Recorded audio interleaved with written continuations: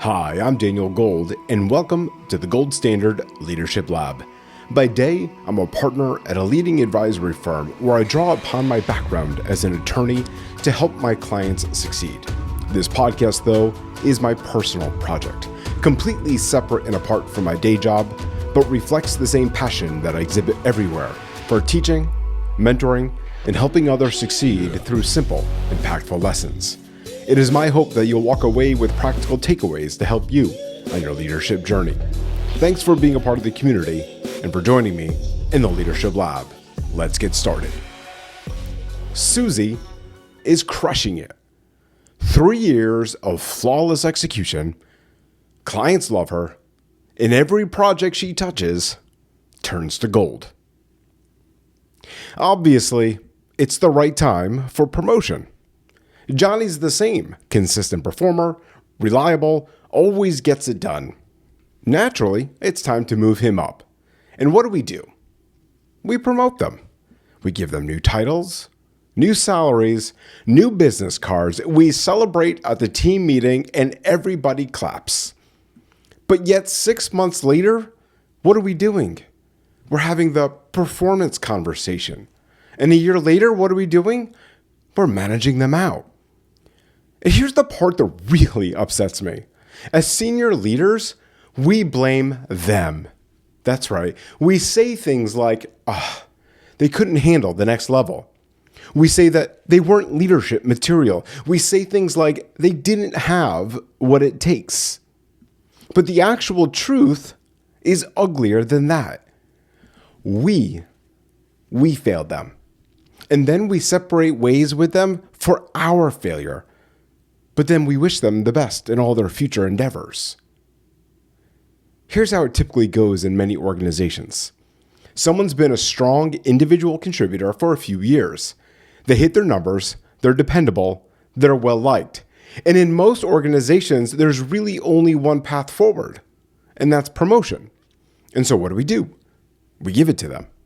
We change their title from associate to manager, from junior to senior, from consultant to senior consultant. We bump their comp, we congratulate them, and we move on to the next task on our list. But did you just hear what we don't do now? What we don't do is actually prepare them for what that new role requires. We don't sit them down and have the simple, plain English conversation about what's actually expected of them in their new role. We don't tell them about the blood, sweat, grit, and resilience that's going to take. We don't give them the framework for what success actually looks like in this new role. We just promote them. And somehow, I don't understand why, but we just assume they're going to figure it all out on their own. Now, I want to talk with you about the shift that kills careers when promoting team members, and that is the utilization to origination problem. For years, someone has been measured on execution. They do the work, and they do it extremely well. They bill the hours, and they make the client very happy. That's utilization. That's being excellent at billing by the hour for whatever task they're supposed to do and meeting or exceeding their billed hourly goal for the year. But then we promote them and suddenly expect them to bring in the work, not just do it. Okay, so that's called origination. That's sales. That's business development. And that's an entirely different skill set that has nothing to do with what made them successful in the first place. But here's the problem. We don't tell them that. We slap an origination goal on their performance plan and say, good luck. We don't teach them how to network. We don't show them how to have a sales conversation. We don't give them the tools to build the pipeline. We don't warn them about the rejection, the long sales cycles, or the deals that fall through at the very last minute. We just expect them to start bringing in the business because their title has changed. And when they don't, for some reason, we act surprised. The same thing happens when we promote individual contributors to people managers. So someone's been exceptional at their own work. They produce great results on their own. They're organized, they're detail-oriented, and technically excellent. So naturally, what happens? Well, we make them a manager. Now they're responsible for other people's results, not just their own. That requires coaching, not just doing. That's delegation, not just execution. It requires having difficult conversations about performance, conflict resolution, motivation, development, hiring, firing. Look, these are completely different muscles. But we don't tell them that. We don't prepare them for this. We don't train them. We don't give them a framework for how to have a performance conversation or how to give feedback that actually lands. Or how to handle the team member who is struggling. We just hand them a team and say, good luck. You're a manager now. And we wonder why they're still doing all the work themselves instead of developing their people. We wonder why their team is underperforming, and we wonder why they are burned out. We set them up to fail by promoting them into a role they weren't prepared for, and then we blame them for not succeeding. If we really wanted to set people up for success, here's what we would do differently. Before the promotion, we'd have the honest conversation. Not the congratulations, you're being promoted conversation, the real conversation. For instance, here's what this new role actually requires. Here's what you are going to be measured on. Here's what a typical day looks like. Here's what will be hard about it. And here is what will be different from what you are doing now. And here is the support that you are going to get. Here's what you need to start learning today. And that conversation needs to happen before they accept the role, not after they are already in it. If we want them to be successful, we have to give them the framework, not just the title. If they're moving into business development, we teach them how to do business development. We pair them with someone who's really good at it. We give them scripts, templates, processes. We send them to real training. We role play difficult conversations. We set realistic expectations about timelines and conversion rates. And if they're moving into management, we teach them how to manage. We don't just assume they will figure it out. We give them coaching on how to delegate, how to give appropriate feedback, how to develop people, and how to handle conflict. In other words, we actually invest in their success instead of just hoping that they are going to figure it out on their own. We create a transition period, not a cliff. The promotion shouldn't be a light switch. It should be a dimmer. You don't go from 100% utilization to 100% origination overnight. You gradually shift the mix. You give them smaller business development goals at first while they're still executing. You let them build confidence and skills before you expect them to carry a full origination number. And you don't hand someone a team of 10 people on day one of being a manager. You give them one direct report. Then you give them two. Then more as they demonstrate capability. Again, you create a path, not a cliff.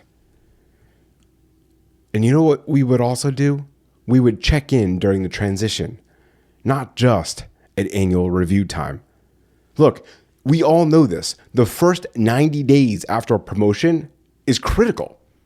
That's when people need the most support. That's when they're trying to figure out the new role while still doing parts of the old one.